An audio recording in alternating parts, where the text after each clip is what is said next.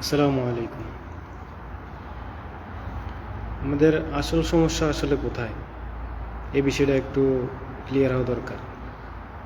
আমরা তো 95% মুসলমানের দেশ সবাই দাবি করি, এটা তো মুখোমুখি, আসলে কাজের ক্ষেত্রে কিন্তু জিরো। দেখেন, জুলাই 36 জুলাই গণ অভ্যুত্থানের পরে উপদেষ্টা পরিষদের মধ্যে কয়জন ইসলামপন্থী লোক আছে, বা কয়জন হুজুর আছে, কয়জন আলেম আছে? তো এই জায়গায় কোনো আমাদের প্রতিবেদী নাই হিসাবে তো এখন ঝামেলা হইতেছে। বিলের মতো মেয়ে করা লাগতেছে পিছনে বইরা বইরা। যদি আমরা 4-5 জন ইসলামপন্থী বা আলেম স্কলার এরকম থাকতো, তাইলে তো এখন মেয়ে করা লাগতো না। এই মাহফুজ, উনি তো আসলে ওনার মধ্যে ইসলামিক জ্ঞান নাই বললেই চলে। উনি তো আগে থেকে এরকম, ঠিক আছে? তো আমরা ওই জায়গাটা অ্যাপ্রুভ করি, ঠিক আছে? উপদেষ্টা পরিষদের মধ্যে আলেম নাই কেন? এত বড় আন্দোলন হইলো, গণ অভ্যুত্থান হইলো, ওই সময়ের পর থেকে কিন্তু কোনো আলেম কথা বলে নাই, কোনো আলেম আন্দোলনও করে নাই যে আমাদের প্রতিনিধি কেন নাই। 95% মুসলমান দেশ, আমরা নিজেরা বলতেছি আসলে আমরা প্রতিনিধি নাই উপদেষ্টা পরিষদ। এই জন্য তো আমরা মেয়ে করা লাগতেছি। যদি 4-5 জন প্রতিনিধি থাকতো এখানে, তাহলে এখন কি মেয়ে করা লাগতো? তাহলে তো মনে করেন যে এখন কথা হচ্ছে আমাদের ওই জায়গায় ফোকাস করা দরকার, যে জায়গার মধ্যে ফোকাস করলে লাভ হইব। উপদেষ্টা পরিষদে আমাদের প্রতিনিধি দিতে হবে। আলেমরা কোনো মাথা কামায়, কোনো রকম মাথা কামাই নাই এর মধ্যে। আলেমদের প্রতিনিধি নাই, অথচ এরা কোনো কথা বলে না। তো কীভাবে সম্ভব? এই দেশে ইসলাম কীভাবে প্রতিষ্ঠিত হইব?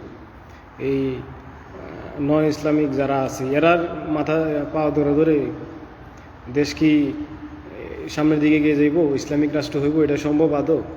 আলেমরা কোনো কথা বলে না, এটা কোনো কথা? এরার মধ্য থেকে যদি প্রতিবাদ না হয় বা প্রতিনিধি না থাকে, তাহলে কীভাবে সম্ভব? সামনে কীভাবে দেশকে গড়ব? আর বর্তমান যে পরিস্থিতি, বিএনপি তো গেছে এখানে নির্বাচন কবে দিবে এই কথা জানার জন্য। বিএনপি নির্বাচনের জন্য পাগল হয়ে গেছে। দেশের সংস্কার না করে কিসের নির্বাচন? নির্বাচন দিলেই তো এখন শুরু করে দেবে। এখন নির্বাচনের আগে এরা খাওয়া শুরু করছে, নির্বাচনের পরে যারা জুলাইয়ে আহত হয়েছে, নিহত হয়েছে, এরা কিন্তু পা ধরা লাগবে বিএনপির লোকের। আর পুলিশ তো আগের মতো চলে যাবে। পুলিশ তো 15 বছর খাইছে, এরা তো এমন অবস্থা হয়েছে, এরা রক্তের সাথে দুর্নীতি মিশে গেছে। এরা রক্ত ফালায় নতুন করে রক্ত দিলে হয়তো দেখা গেছে যে এরা যদি পরিবর্তন হয়, এছাড়া উপায় নেই। তো আসলে আলেমের ভূমিকা দেখে আমি অবাক। আলেমদের কোনো ভূমিকা নাই বর্তমানে। এরা আসলে বর্তমানে প্রত্যেক মসজিদের মিনার থেকে আওয়াজ তোলা দরকার যে এখন নির্বাচন না, আগে সংস্কার, তারপর নির্বাচন। আরও 1 বছর 2 বছর পরে হোক না, সমস্যা কিটা? এখন যে পরিস্থিতি, এই 1 বছর পরেও যদি হয়, তারপরেও কিন্তু সুষ্ঠু নির্বাচন হইব না, কারণ আওয়ামী লীগের তো এখন নিষিদ্ধ করা হয় নাই। প্রত্যেকটা মসজিদের মিনার থেকে সবার এই দাবি তোলা উচিত যে আওয়ামী লীগ নিষিদ্ধ করতে হবে এবং সংস্কারের পর তারপর নির্বাচন হবে। আর আমরা অবশ্যই এমন একমত যদি না হয়, তাইলে দেশে শান্তি ফিরে সম্ভব না, ঠিক আছে? তো সর্বোপরি আমার মনে হয়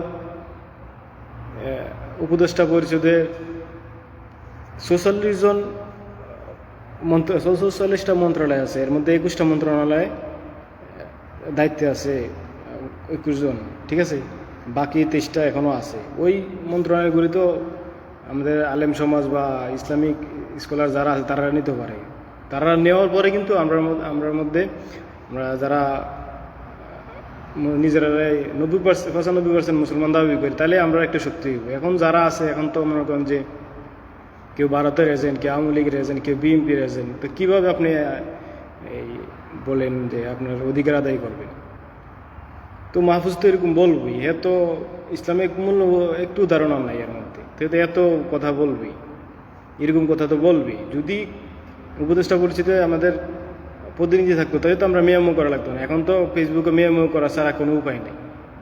ঠিক আছে, সর্বোপরি আমি মনে করি আওয়ামী লীগের নিষিদ্ধ না হইলে এটা প্রত্যেকটা আলেমের প্রত্যেকটা মসজিদ থেকে এটা আন্দোলন করা দরকার এবং আওয়াজ ওঠানো দরকার। আর আলেমদের এখনও উচিত, এখনও সময় আছে আলেম প্রতিনিধি যাতে উপদেষ্টা পরিষদের নিয়োগ যোগ করা হয়, এই বিষয়ে আওয়াজ তোলা। তাছাড়া আরেকটা বিষয় হচ্ছে এখনও নিরীহ 4-5 হাজার মানুষ জেলে আছে, এখনও অনেক আলেম আছে, বিশেষ করে জামাতের নেতা, কেন্দ্রীয় নেতা এটিএম আজহারুল ইসলাম, উনি এখনও জেলে আছে। কেন জেলে আছে? ওনার কী অপরাধ? উনি কি খুন করছে? এখনও নিরীহ অনেক আলেম আছে, অনেক মানুষ আছে যারা এখনও জেলও আছে, কিন্তু বড় বড় দল যারা আছে তারা কিন্তু কোনো কথা বলতেছে না। এরা নির্বাচন নিয়ে ব্যস্ত, দল গোছানো নিয়ে ব্যস্ত। আপনারা কি করবেন দেশের জন্য?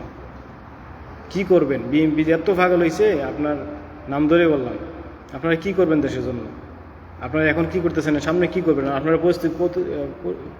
দেশের জন্য কি করবেন? আপনারা প্রতিশ্রুতি দেন আমাদেরকে যে আমরা এটা করবো দেশের জন্য। নির্বাচনের জন্য পাগল হয়ে গেছে সব দল।